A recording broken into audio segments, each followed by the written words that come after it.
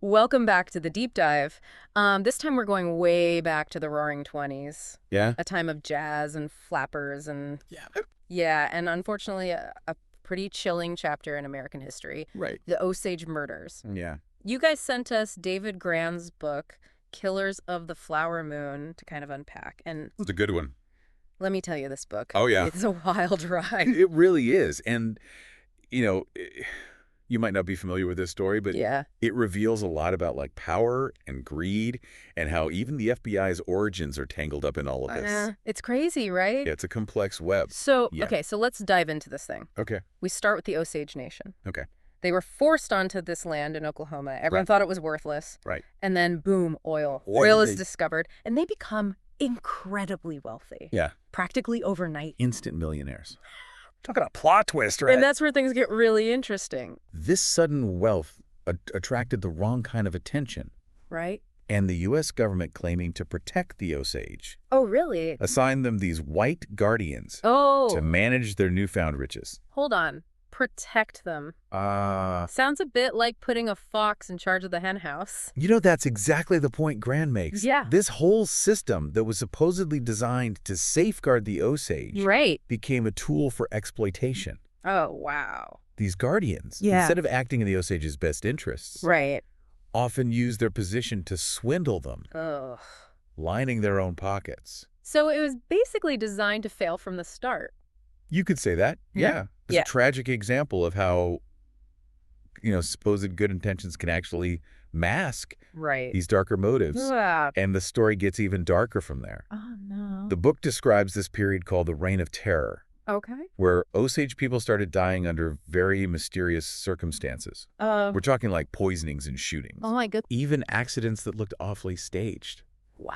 It was a calculated effort to just eliminate them and seize control of their oil wealth. It's just hard to fathom that kind of blatant disregard for human life, I know. especially in, what we think of as a civilized society. Right, right. What's truly shocking is how the local authorities often Yeah. turned a blind eye, or worse, Oh, no. actively participated in the cover-up. Wow. Imagine living in a place where the very people that are meant to protect you are Yeah. complicit in your demise. That's scary. It's a terrifying reality that the Osage faced. So with local authorities compromised, Right. this case eventually caught the attention of a young and ambitious organization. Yeah. The FBI. Yes, this was a pivotal moment for the Bureau. Yeah. J. Edgar Hoover, eager to make his mark, Right. saw this as his chance to showcase Yeah. the FBI's capabilities. Okay. He put Agent Tom White, Okay. a man known for his integrity, in charge of the investigation. So the FBI swoops in to save the day, right? Good guys versus bad guys. Classic story. It's not that simple. Oh. While the FBI did uncover the conspiracy Uh, and brought some of the perpetrators to justice, yeah.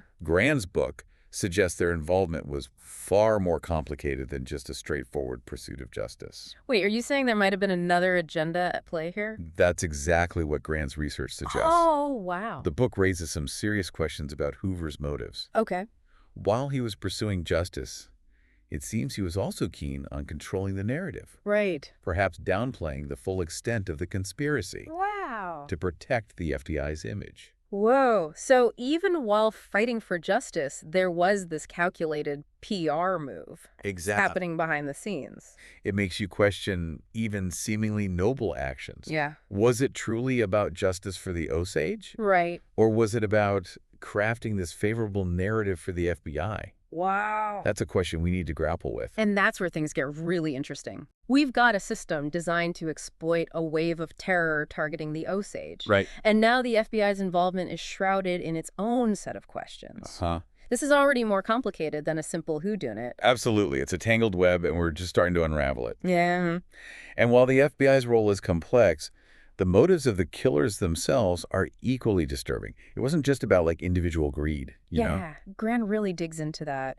He argues that something much deeper fueled these murders, this toxic brew of greed and racism. Yeah. Break that down for me. Okay, so the book reveals this disturbingly common belief among white settlers that Native Americans just weren't deserving of their wealth. Wow. This ingrained prejudice Right. created a climate where exploiting the Osage, even eliminating them, was seen as justifiable by some. So it's not even just stealing their money, it's like this idea that they shouldn't even have it in the first place. Exactly. It's about stripping away their very right to have that wealth. Yeah. And that's what makes this story so deeply unsettling. Hmm. It lays bare this dark undercurrent of racism that was woven into the fabric of American society. Yeah, and it's a theme that sadly feels all too relevant even today. Unfortunately, yes. Mm. The exploitation of marginalized groups for profit. Right. It's a pattern that echoes throughout history, and we need to be constantly vigilant against it. For sure. What really struck me was Grann's commitment to uncovering the truth. He went above and beyond digging up details that had been buried for decades, bringing the full scale of this crime to light. I mean, this happened almost a century ago. It's amazing, Just right? crazy. That's the power of investigative journalism, though, right? It challenges the official narrative, Yeah. forces us to confront these uncomfortable truths, gives a voice to those who have been silenced. Yeah. Grann's work is a testament to that. It's like he's piecing together the shattered mirror, revealing a reflection that some people would rather keep hidden, especially in our current age of information overload where everyone has an opinion and, quote unquote, facts can be twisted. This kind of meticulous research is more vital than ever. Absolutely. Yeah. We need to be critical thinkers, question what we read and hear, and actively seek out sources that are committed to uncovering the truth, Right. however uncomfortable it may be. Ah. That's what Grann did, and the results are both illuminating and heartbreaking. Yeah. Reading Killers of the Flower Moon left me feeling this mix of emotions, outrage at the crimes, but also anger at how justice was delayed, manipulated, even denied for the Osage people. It's not just a history book, it's an indictment of a system that failed to protect them. It is.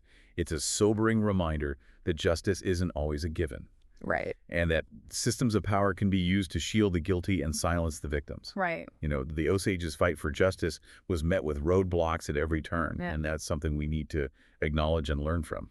Yeah, it really makes you wonder how much has truly changed. Are we still grappling with the same issues of greed, racism, and corruption today? That's the power of this book. It's not just a historical account, it's a call to action. It challenges us to examine the systems of power and inequality that still exist today Right. and ask ourselves what we can do to create a more just world. It's a heavy question, but an essential one. It is. So if Grann's book is this call to action, what are some specific takeaways for us, for our listeners? What can we learn from this dark chapter in American history to make a difference today? It is a big question, but I think you're right. This book definitely pushes us to think about how these historical injustices connect to the present. Yeah, and one of the biggest takeaways for me is this importance of awareness. Okay. Like, we need to understand the historical context of the injustices faced by marginalized communities, like the Osage Nation. Yeah. That knowledge helps us recognize and challenge those similar patterns of exploitation happening today. So it's like knowledge is power, Yeah.